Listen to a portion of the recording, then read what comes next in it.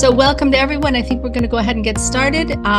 As you join us, welcome to everyone once again to Foodman CPAs and Advisors monthly webinar series.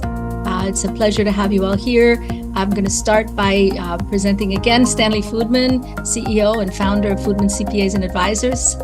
Stanley, how are you today? You're on mute, Stanley. Yes, I am. Yes, I was. I'm doing fine, Isabelle. Thank you. We're having a little cooler weather here in Miami. It was in the 50s Fahrenheit this morning, mid to low 50s, which I guess compared to where you're located, sounds like paradise. Yes, I'm joining you all from beautiful Virginia, where it's 8 degrees out. That's Fahrenheit. So centigrade, it's something like -10 or -15. Anyway, it's cold, but yes, I would say so. Colder fortunately, than we're indoors. Yes. So welcome again, everyone. The webinar today is titled Corporate Governance in a Digital Age. And we're going to be talking about some of the emerging technology trends and some of the key risks that corporate governance needs to be addressing and that compliance officers, risk managers, et cetera, need to be aware of. And as we get started, I kind of wanted to ask you, Stanley, what you think is unique about this era compared to others. I mean, I've been in finance since the 80s. And I remember when I first moved to Miami in 85, the internet had just begun. And that was really where the internet changed everything in terms of being able to be out of New York to stay in touch with financial markets, and that you can be almost anywhere on the planet. But that's been something that we've had around for 10 or 15 years. What's happening today that's really changing the need to be aware of a digital environment? Well, I think that it's safe to say that, I think to me anyway, the thing that's most impressive is how we're moving into a world in which the velocity of change is increasing at an increasing rate, because the tools that we created to assist us are now thinking on their own, which leads us into the concept of artificial intelligence. But right now, the artificial intelligence that we have is it's got guardrails. It's restricted in that sense. It doesn't think on its own, but it does learn on its own from information that's provided to it, or information that it collects by scraping the internet for information in its well-defined subject area. But there are a couple of other kinds of artificial intelligence that are on the horizon that literally learn on their own, and we're approaching it very rapidly. And so the machines that were strictly tools to help us are almost taking on a life of their own. And for me, that's and the speed with which it's happening are the two biggest things that I see going on right now, and the two most impressive. So, and how is this being amplified by the use of mobile devices? So we could be having this same conversation. Right now I'm on a laptop. At one time, a laptop was considered the mobile device, except that, and before that, it was a portable desktop. And I remember walking around with portable desktops that weighed 20 and 30 pounds. We would take to client sites. Today, we have these tiny computers in the palms of our hands, and we call them smartphones. And they come in sort of different dimensions and sizes with different features and different operating systems. But at the end of the day, we're walking around with smartphones and cell phones, which are literally computers of their own. I can bring up spreadsheets on my cell phone. I can create spreadsheets. I can hold this Zoom meeting on my cell phone. I can make plane reservations on my cell phone. I can speak, of course, on my cell phone, send various kinds of communications through my cell phone. And I can also filter things through my cell phone by having call filters and other things. There's a lot of things we can do that we never could do before. And the velocity of change is increasing. It's kind of like At this point in my life, days go faster and faster. And I suspect for when I was a child, days went slower and slower in my mind. I feel like my life is being compressed with the years, and I think that we can say the same thing about these devices and this and use of mobile devices. I mean, according to what we've got here in our talk, something like 96.2% of 5.52 billion people have access to the internet through a mobile phone. The whole world population, as far as we can tell, is between 7.5 and 8 billion people. So obviously the use of smartphones is increasing dramatically. What we have here is that there's at least 7 billion in use, and that's 70% of the total global population. So it's a significant amount of use, and it's increasing. And I think, you were talking about carrying around a portable desktop. The young people today really almost exclusively use either smartphones or iPads or some other type of smart device. And so I think particularly as the younger people start becoming more important consumers of financial services, the use of smartphones is going to be even more important. I want to insert the concept of the word smartphone. I think it's a misuse of a word.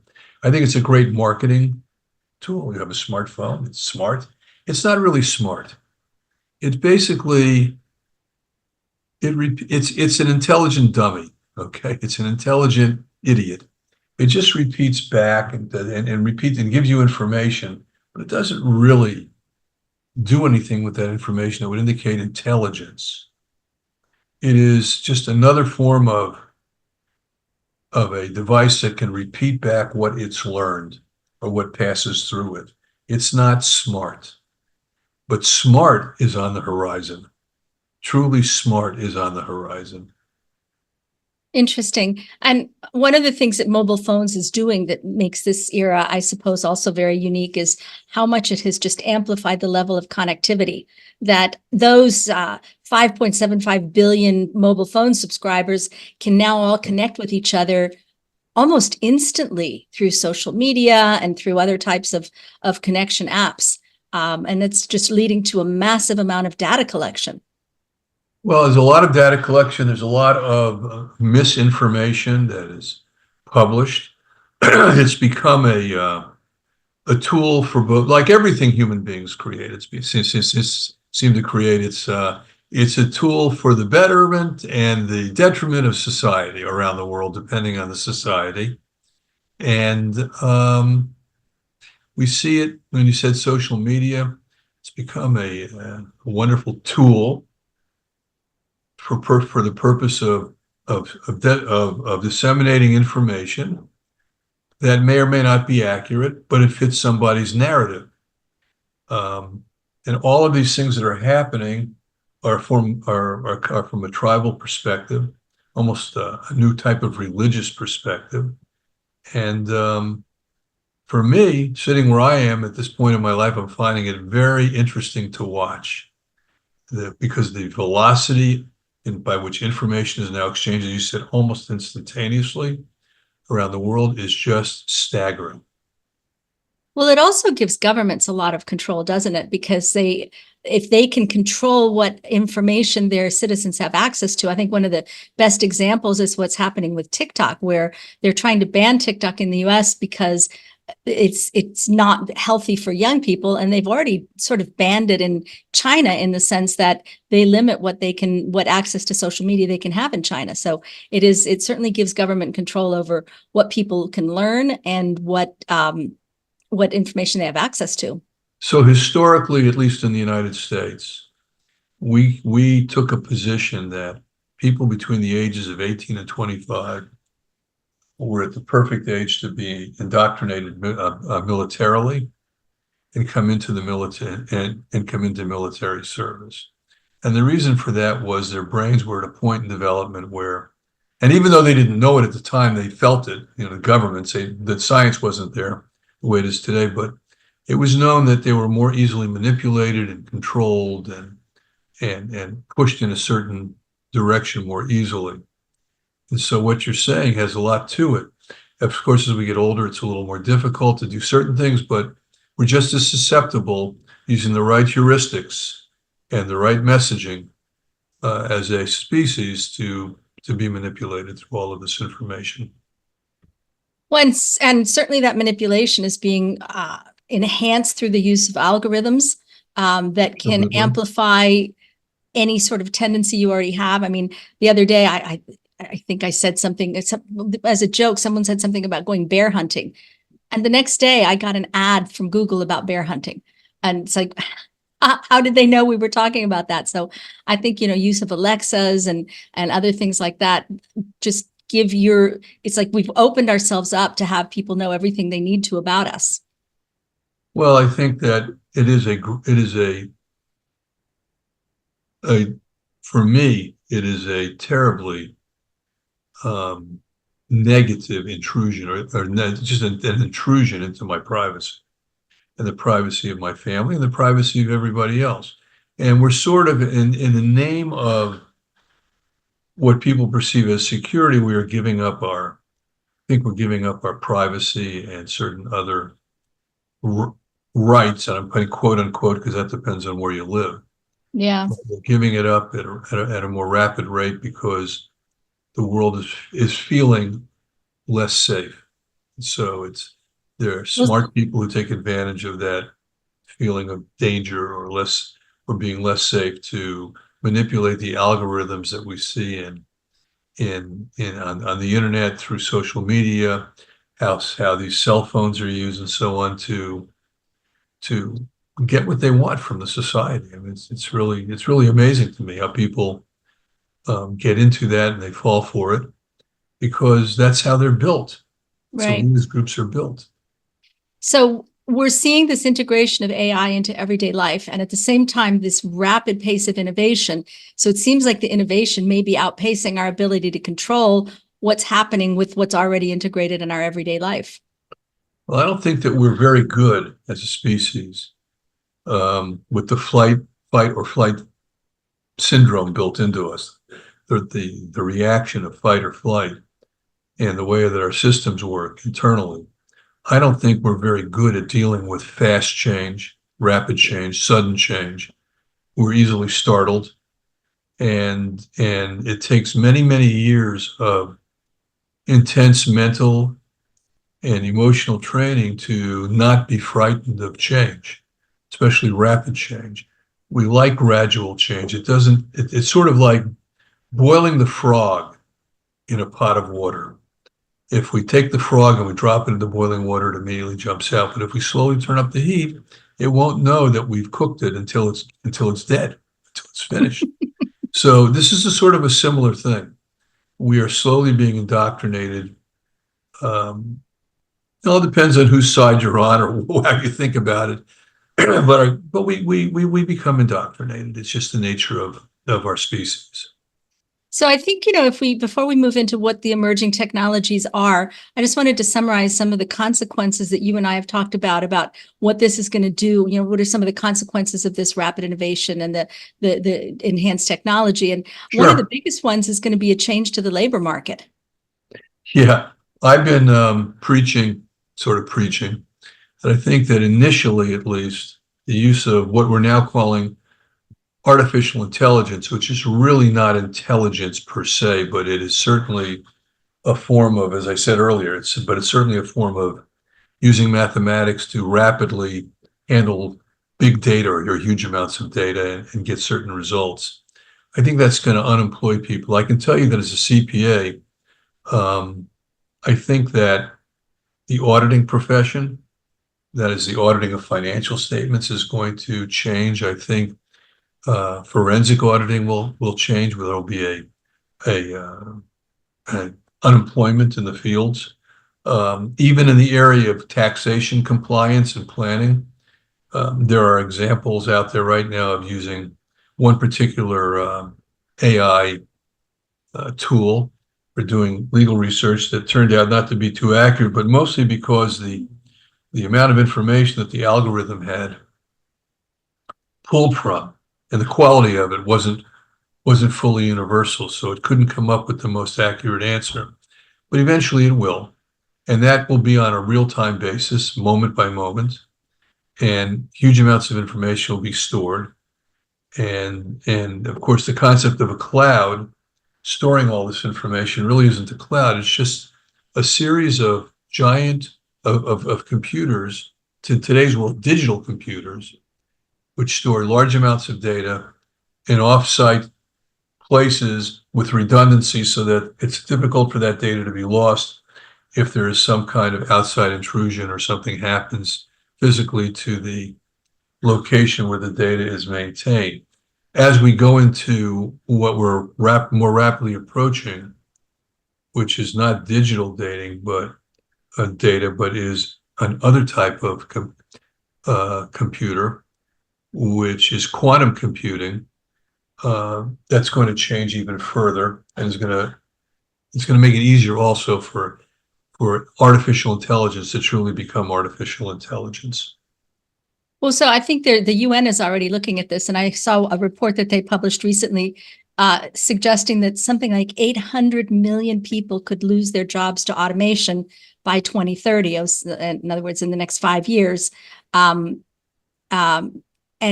many of those who are going to lose their jobs don't have the necessary training to get another job in the new economy where, automation is replacing individuals, where, AI is going to take over what individuals have done up until then.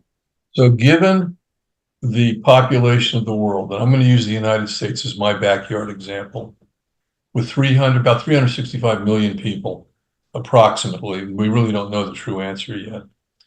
Well, let's say 350 million in round numbers. Whatever that percentage of people is, 800 million people on 8 billion is 10%. Right. So if 10% of the United States loses jobs, that's 35 million people, approximately. As much as I dislike the concept of out of control socialism and out of control capitalism, then half those people can't work and provide an income to their families, can't feed their families, can't buy clothing, et cetera, et cetera. What's the alternative? The alternative is for government to have more government employment, which is a form of socialism, or to just give them a way to live. Now, the other issue is that in the United States, which is a unique environment, in a country of 350 million, the last time I looked, had over something like 800 million firearms in the hands of the public. And my concern is, if they're angry and they've lost their jobs and they can't work and they can't feed their families, maybe they'll do something violent to try to survive. I don't know. So well, that's certainly it's raising a lot of social questions, a lot of societal questions. Well, I think that's the other two changes that we had been talking about. One of them is the changes to the way we use data, whether it belongs, is it an asset of the individual's data, or is it just free to be exploited, and changes to the way people relate to each other. So I think, as we're seeing political changes across the globe and all of these technological changes, it's certainly creating an atmosphere where there's more tribalization, more stratification, and yet a louder megaphone for everyone. Well, there's that, and just going on to one other point, which deals with education. Right now, we don't have a mechanism, a universal United States mechanism to re-educate people, to be able to work in a different environment. We've always relied on the private sector and people's initiative.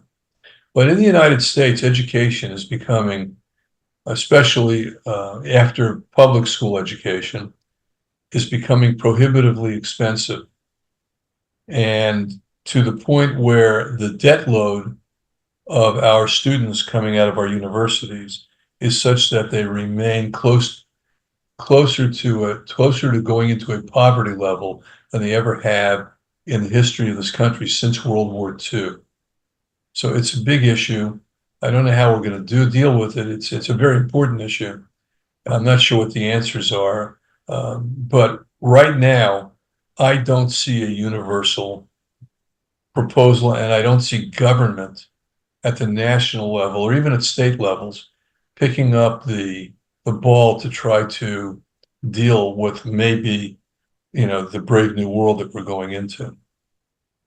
So let's segue now into some of the emerging technologies, because that was something we promised our listeners we would get to. So what are some of the emerging technologies? And I think you've talked about the fact that AI is really the common thread among all of them, or artificial intelligence. Yeah, we're talking about spatial computing, which is interesting. It allows interaction with the digital world in a more immersive way. You put on your goggles and you're in another place. I mean, that's what Meta is all about. That's what Mr. Zuckerberg's using 3D cameras and reinventing workspaces to enhance productivity, becoming immersed in it. But which is also opens people up to more direct affects and effects on their brains and on their neurological and on the neurology and how they respond to things. But I think if financial institutions are already starting to go that way, particularly with investment advice, where they generate a kind of a virtual world where you could actually talk to a person for investment advice, and other types of interactions between businesses and consumers, I think are going to be increasingly either enhanced by or people are going to demand that type of immersive experience. We're doing it right now in this particular webinar. We're doing a crude version of it, and it's been coming for a while. It's going to be a question of how given people are going to be to deal with these investment advisors in that way. Because remember, the spatial computing and these immersive environments, and we've seen it with our children playing video games and so on, are very, very good at creating reactions and creating behaviors that the presenter of the information wants to present. And my always question as to how trusting people are going to be with these things. I don't know yet, but certainly the way we're going, we go to 3D movies right now. We wear the goggles, we see great, 3D action. And we have 3D televisions with goggles that you can buy. It's coming. The banking industry will go into it also. It has to survive. It has to be able, the pure banking industry, not the hybrid banks, which also include brokerage firms, securities firms, but the pure banking industry, in order to survive, will have to move in this direction. They'll also have to start getting more involved with the brokerage side of the financial services industry, and all of this will sort of begin to converge, as we like to say, you and I. It will begin to converge. Well, so another thing that we're seeing is that AI models are actually changing somewhat. That up until now, it's all been about aggregating as much data as you can and getting big data or large data pools. And it looks like now some of the new AI models are going to smaller data pools. And the generative AI is being replaced by something that they're calling agentic AI, in other words, using agents. And this is AI agents that can carry out specialized tasks. And if you marry that with spatial computing, all of a sudden you have, kind of like avatars or individuals, not even avatars, but almost lifelike agents through AI that can do reports to the board of directors, that can carry out tasks, can interact with customers. And, you kind of start blurring the line between what's real and what's not, or what's human and what's not. To think about it from the perspective of the practice of medicine, specialization, and also at the same time, the interconnectivity of various specialties to deal with specific patient problems. Patient may have a problem that's affecting multiple systems within their body, and they need multiple specialists. And there are AIs which will have those specialties and will be able to interact with others to provide some sort of an answer to the patient that's acceptable for the patient's treatment and to the patient, of course. And in the world of business and banking, we're talking about the same thing. There are specialties at banks. They're called departments, and we have different levels of people within those departments. And so what AI is, what you're talking about with this a gentle AI. There's a no new kind coming, which is not generative, but rather, I'm trying to remember the name and I can't right now, but effectively it will think on its own. And that's where we're going. As we get closer and closer to quantum computing, that will be a closer and closer possibility of or probability of occurring. So that's something we've mentioned a couple of times now. Before we continue, I just want to say there's a question that says, how can AI quantum computing help organizations enhance decision making while navigating the line between privacy and transparency? And I just want to say we're going to be getting to that in a little bit. So if you'll just give us a few minutes to talk about a few more basics, and then we'll start talking about how this is going to affect the decision making in firms.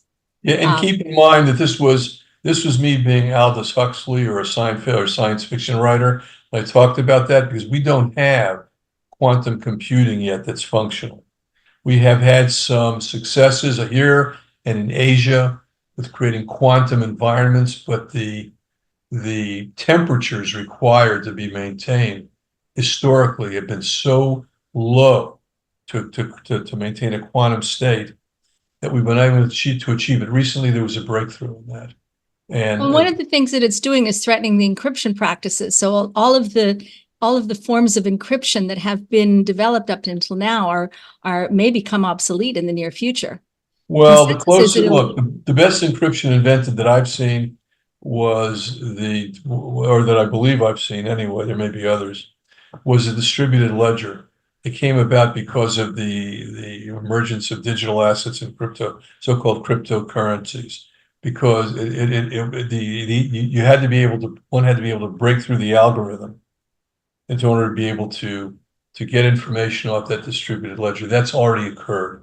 I can tell you with great confidence that at least from the United States government side, the Internal Revenue Service and the FBI know how to basically assault and breach the walls of the distributed ledger to follow information.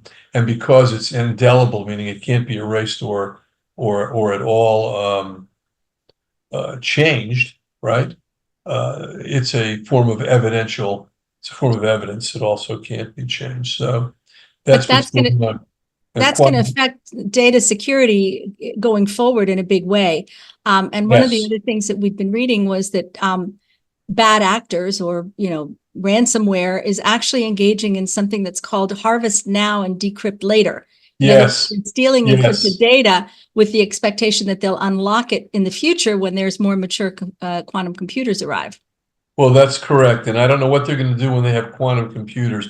Maybe the next big thing is going to be something which has been out there and floating around called the DNA computer. We'll find out. Because breaking the DNA code may be different than breaking any other code. I'm not sure. It's way out of my wheelhouse, but that seems to be this is a form of computing that grows on its own. It literally evolves on its own. It's based upon how human DNA and other forms of life's DNA functions. It evolves, it learns, and it expands infinitely. But we'll find out over time. So let's start talking about some of the risks that need to be managed in this brave new world, as you alluded to. And some of one of the first big risks, obviously, is cybersecurity. And that includes data protection, regulatory compliance, and business continuity. And it's really something where everyone has to be involved, not just IT or IS. You have to have compliance in the front line as well. And so some of the methods of managing cybersecurity, I have a little PowerPoint here that I'm going to share. Just got to find my share button here. Here we go. So here's some of the cybersecurity risks that we've been seeing. The first one is, or some of the risk management for cybersecurity. And the first one, sometimes I feel like a broken record because that's one of the things I talk about all the time. The need for risk assessment. It's very important for organizations to identify the threats, both internal and external, natural disasters, identify vulnerabilities or weaknesses in the systems, procedures, or controls, identify the consequences, and understand the entity's risk appetite. So this is one of the first things I think that AI can help with, is helping identify those threats using big data pools to find those threats and to help with a risk assessment. Well, I think also part of that risk assessment, because you mentioned natural disasters, as the environment seems to be changing and heating up, we're seeing larger and larger hurricanes. We seem to be seeing more volcanic activity around the world, which is cyclical, by the way. As these magma pools fill up, they tend to erupt because there's more coming from underneath. There's movements of tectonic plates that seem to be happening with more frequency. So we have a situation where the risk assessment, and using AI to do it, by the way, with information, because it can do it more rapidly, is to incorporate that into risk assessment, because appetite for risk probably should include where you are geographically, what the historical factors of natural disasters have been, and how they've affected your environment previously. We look at countries in the so-called developing world, such as Haiti and in the Caribbean, which has had some major earthquake issues, and places in Italy historically. But I would say that the United States by itself has at least one giant supervolcano called Yellowstone Park. And there's some question as to when that underlying supervolcano will eventually erupt. So these are things that have to be taken into consideration. So the next step in cybersecurity risk management is going to include developing risk mitigation strategies. So you need training, again, broken record, a lot of training on cybersecurity. You need to be able to continuously evaluate your staff, keep your software updated, develop access management solutions, make sure that your systems have multi-factor access authentication and a dynamic data backup, so that if data is not constantly backed up, if you have an event that threatens your ability to access it, you need to make sure that you're up to date with that. We also, in the process of risk mitigation and cybersecurity, need to have a system of retaining information on behalf of customers that's offsite and for purposes of natural disaster protection in areas which are less susceptible to certain types of natural disasters. I mean, Florida, we get hurricanes. So we've kept our computers for the last couple of years in something called a hardened co-location, which can take hurricanes up to almost category 5 without going down. Now, that's great, and if the office I work from is like that, that's a nice system. But if it isn't, it's only 50%, but 50% is better than no retention.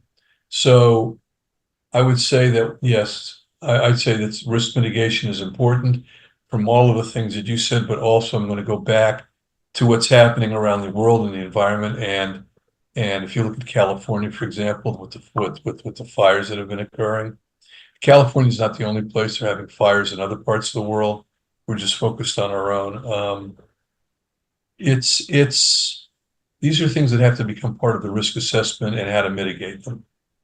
Well, and this brings to the third point, which is to develop an incident response plan so that know ahead of time how you're going to respond once you've identified the threats. I mean, some things are hard to imagine ahead of time, like, for example, what's happening in Los Angeles with these devastating fires. Nobody's going to sit down and have a plan for a fire that wipes out an entire section of a city. But having a plan ahead of time of how you'd respond to security breaches that occur either from bad actors or from natural disasters or one of the others is extremely important. And not only important to develop the plan, you have to test it and make sure it works. So part of that in that case is that it turns out that the reservoirs, one of the main reservoirs from which water could have been used to stop those fires, or at least make them or minimize them, the water release system was under maintenance, and it was down during the time of the year when these fires would be most likely to occur. So we're also talking about, from the governmental perspective, how the government needs to do things to assist the financial industry with creating incident response. Okay. It isn't only it should not only be on the backs of the private banks and the private firms to do this. Yes, it's important that they do it to as far as they can and to the greatest level they can. But on the other hand, when things are out of go way beyond the control of those institutions, what has to be done and what's the next level? And the next level, whether we like it or not, is government. Right. So just to finish with the cybersecurity risk management, it's important to have regular monitoring, transaction monitoring and activity monitoring, but also to have regular audits to make sure that the mitigating strategies are being implemented effectively. We had a question here regarding the cybersecurity risk assessment, if there's a specific template. I don't know of one in particular, but if you'd like to reach out to us later, we'd certainly be glad to talk with you about that. Send me an email and we'll see if there's something we can help you with on that going forward. Yeah, and keep in mind with a template that we're talking about a mathematical matrix, and that mathematical matrix has to take into consideration the appetite for risk for your institution. There are levels of risk assessment, not levels of risk assessment, but levels of risk appetite that always have to be considered, especially in a world where fines and sanctions are continually being imposed by the more pervasive players in the space, which are governments. Right. Another one of the risks that needs to be managed in this brave new world is third-party risk. More and more, the connectivity is putting our systems in touch through interfaces and other types of connections, APIs, whatever you have, are exposing our systems to contact with others. And so managing that third-party risk is extremely important. And some of the points that we take away from this would be, first of all, mapping the data flow, identifying all third parties and affected data identify all third parties with access to company data, and understanding how the data flows through the organization and how those third parties handle it. Assessing third-party security. Have a risk assessment of your counterparties and make sure that they have done that they have made the proper moves to protect their data. You need to monitor third parties and create regular audits of your third parties. Again, implement data protection measures and develop incident response plans in the event of a cyber breach. This doesn't only, by the way, this doesn't only affect correspondent banking, which is to a great degree been the traditional target for counterparty risk assessments.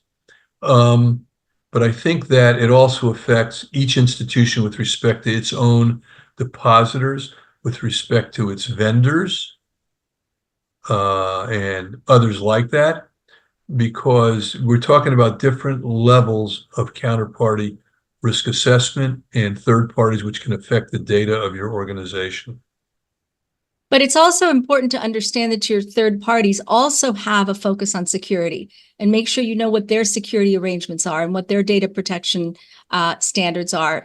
And this is obviously the more important it becomes, depending on how much access they actually have and how integrated their access to your systems is with your day-to-day business. So right now there's a bank here, it's a large US bank, in dealing with, for example, its own correspondent banks.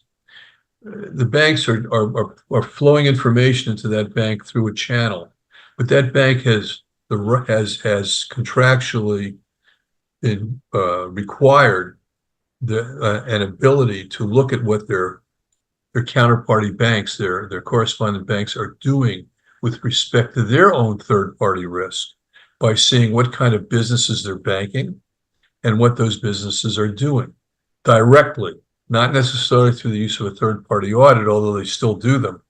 So there are things that you can do in dealing with your own third-party counterparties where you can, I'm not suggesting that you not maintain the privacy and the security of your own organization. What I am suggesting is there are ways to share in or to assist each other with this third-party risk management as institutions.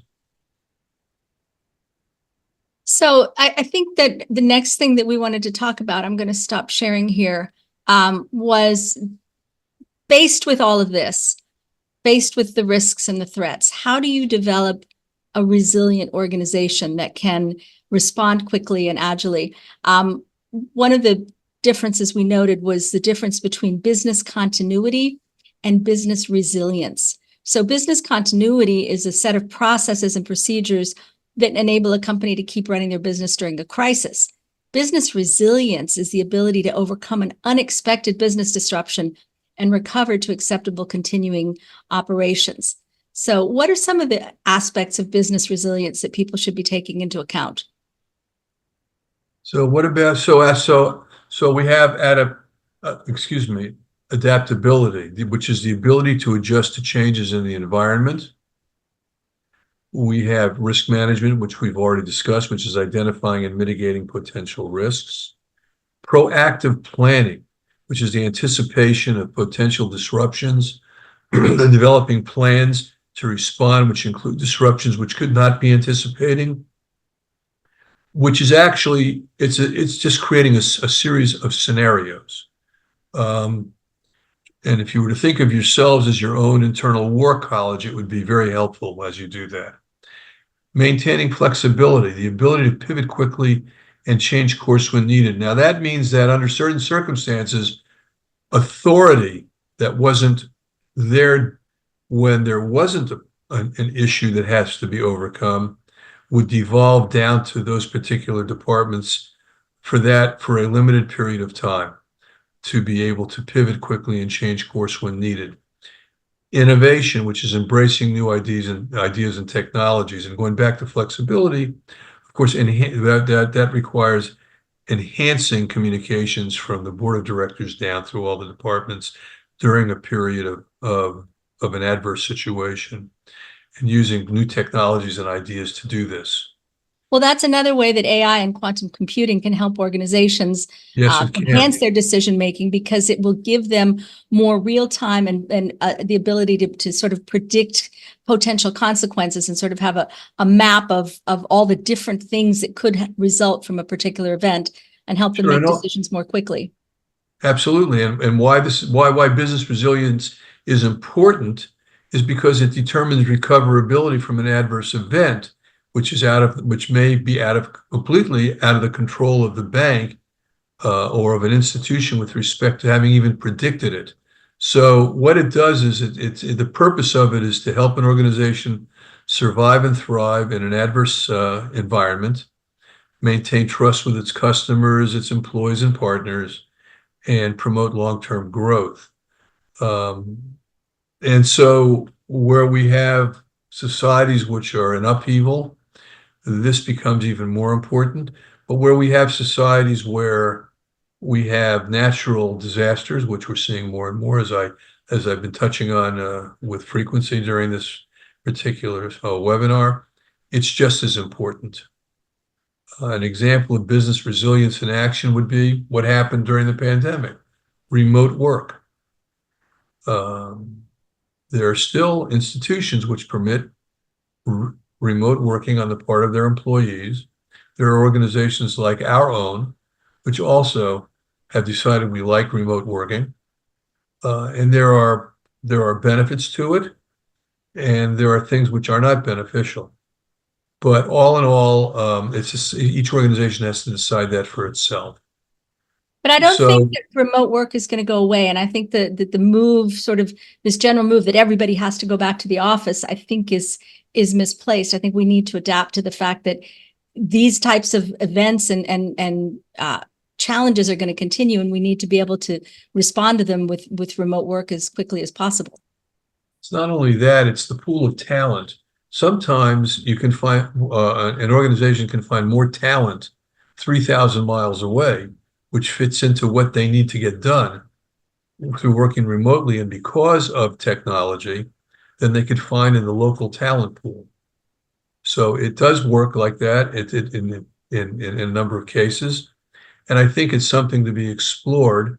We're doing it in our business, and I would encourage others to try to do it. Now, There are other issues of security and data security and so on that are important, but all of that can be overcome with proper attention to the details involved. So I think that remote work is not going away, as you said. I think that we're finding other uses for it, as well as what we've done historically. There's also supply chain diversification. Once again, not having a single source for your supply chain. Very important, because when that supply chain gets broken, as it did during the COVID pandemic, the knock-on effects, the follow-up effects can be really difficult to deal with, because now one has to go out and find a new source, and that may or may not be as good as the old one. And that's why it's good to try to have more, and in my opinion, to try to have more than one source, not a single source, especially in the case of well, no, in the case of both goods and services. Well, I know that when we do some of our work, Isabelle, the banks that use our services for some of what we do for them with their correspondent banking are using more than one source. We're not the only source that they have. They're giving us a portfolio to work with, and they're giving somebody else another portfolio. And I think that that's very important for them. And with regard to I agree, and I think financial institutions who rely on different providers also need to be aware of alternatives and the different, the benefits of having more than one supplier. I think is extremely important. Yeah, and in the case of what we do, they're getting a different. It's almost like a different perspective. Suppliers, we would think that it's a monolithic group of people, meaning that they all think the same way, they all do things the same way, they will all come up with the same results. That's not necessarily the case, and that's one of the reasons why banks that work with folks like us work with us, because we may have a different perspective that fits into their situation, that they appreciate, that somebody else doesn't have, and the other folks may have a perspective that we don't use. And so banks get this pool of information that they wouldn't ordinarily obtain, simply because they have multiple source strategies. Also, the other thing that resilient companies prioritize is in the cybersecurity area, by implementing their own initial or their own internal robust measures and incident response protocols. They take time to develop. And they take testing, as you said earlier. Testing is very important to see how they work out. Exactly. And so people know what to do. And they need to evolve as technology evolves. So I think we're going to conclude here with my last PowerPoint slide on what are some of the management steps that we need to have, that financial institutions and businesses in general should have in place ahead of this sort of revolution of technology. And the first one is really important: to review your corporate governance structure. Ensure that the board is being adequately informed of emerging risks and opportunities. Ensure that the board has someone with sufficient knowledge on the board to help make decisions. And another point that I think is really important is to make sure that you separate the information technology and the information security functions. They shouldn't be under the same place, and they should both, the information security should have a direct reporting line to the board. And this is kind of like answering the final part of the question we had earlier. This is one of the ways you protect data privacy and still maintain transparency, because the IT people are responsible for ensuring that the systems work. The information security are responsible for making sure that the data is protected. So one is a more hardware function, and one is a more data function. So data protection. So it's important to make sure that they're not under the same sort of control umbrella within the board of directors. So to bring this down to a very human level, in an organization that sells products and has accounts receivable, there are two functions that should occur with respect to those accounts receivable. One is the collection by the company, but the other is the depositing of the funds. They should be totally separate functions. Right. person who's collecting the funds ought not to be doing the deposits of the funds. There's an inherent conflict of interest there if either of those parties is a bad actor. And when that's done, in order to try to minimize collusion, maybe you have more than one person in each department. Whatever it's done, they all need to be reviewed and constantly checked. The answer is to avoid somebody colluding with themselves to steal money or to otherwise do something they shouldn't be doing. Right.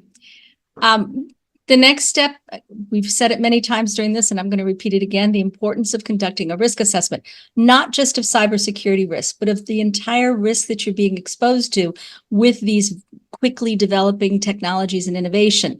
That includes identifying systems that are already obsolescent, if not obsolete. It includes evaluating how staff could be affected by the new immersive technologies. When when you get a email or a text or something that looks so real, how to protect against deep fakes, how to protect your customers from being scammed by someone that might then end up affecting your financial institution. So I think that conducting a risk assessment of your exposure to the changing technological world is an important step that management needs to take. Yeah, I think that this training situation that you've included in our presentation, starting from the board of directors and going down, it's because the board of directors sets the tone for the organization, but it has to be ongoing. The training has to be ongoing.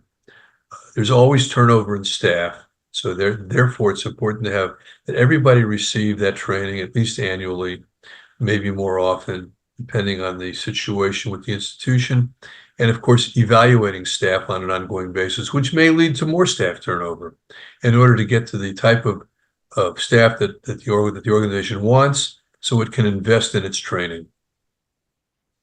So yeah, just finishing up with the mitigating controls, making sure that you're reviewing your systems, both hardware and software, developing and testing your incident response, the training, and codifying all of the above in your policies and procedures manual. And that brings me to the last thing that I wanted to say before I'm going to give Stanley the chance for the last words. And I wanted to talk to you about our featured course for this webinar. As you know, Foodman Learning Solutions has an online learning platform with a number of different courses. And the one that I wanted to highlight here is a course that we have called Best Practices for a Regulatory Compliance Manual. And this course is a review of best practices for developing a regulatory compliance policies and procedures manual. And it covers the manual organization, the regulatory framework, structuring a BSA AML compliance program, and also covering sanctions and tax compliance. Along with it, you can also, it's not part of the course, but you can separately acquire our guide for a regulatory compliance manual, which is a detailed guide for developing the compliance manual or reviewing your existing compliance manual to ensure that it's based on the international best practices and applicable regulations. And all of our courses and this guide are available in both English and Spanish. And just to highlight, these courses are updated. They're updated periodically to make sure that what we're teaching stays in line with current best practices. Correct. And international standards. So who we think should participate are compliance officers and compliance staff, risk management personnel, administrative staff involved in the development of policies and procedures manuals, and any staff member that participates in the policies and procedures development process. And this is the link here, but I think we're going to follow this with a email sending out information about this course as well, in case anyone is interested in it. And obviously, you can reach out to either me or Stanley as well in order to get more information. And very quickly, Isabelle, with respect to these manuals, I want to go back to how we started this with smartphones. Everybody if they have questions about what they're supposed to be doing, they should be able to keep a copy of their policies and procedures manual on their smartphone. Okay, so they can check it at any time that they like, or at least have direct access to it at all times through electronic connections.